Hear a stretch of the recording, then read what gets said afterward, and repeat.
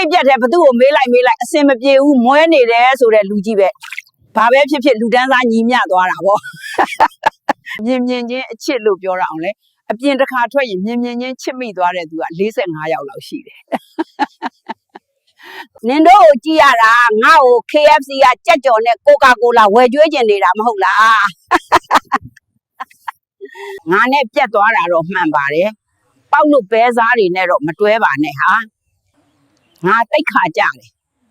အသေးကွဲလို့နှကြက်တက်ပြီး feel ရအောင်လဲနှကြက်ကတစ်ဖက်ပဲကြားရတယ်ရင်းကျက်ပြီးနောက်ပိုင်းအိမ်ကလူတွေနဲ့ရံဖြစ်ပြီဆိုရင်ထမင်းစားပြီးမှပဲစိတ်ကောက်တော့တယ်ငတ်မှာဆိုလို့ငါအားကြိုးမှန်တဲ့အလုပ်တွေစလုပ်ပြီးပတ်စံရှာတော့မယ်ဆိုကမှကဘာကြီးကကတ်ဆိုင်သွားတယ်ဘဝကိုအိန္ဒိယဇက်ကားတွေလိုပဲဖြတ်တန်းသွားတော့မယ်ပျော်လဲကမယ်စိတ်ညစ်လဲကမယ်အောင်မြင်မှုဆိုတာကိုယ်ဝန်ရတယ်လို့ပဲဂုဏ်ယူပါတယ်လို့လူတိုင်းကပြောကြပေမဲ့ကို့မှာဘယ်နှစ်ကြိမ်အကျုံးခံထားရလဲဆိုတာမသိကြဘူးခံစားနေရလို့ဝန်နဲ့မျက်ရည်ကျနေပြီလားလူစားပါဝမ်းဝအောင်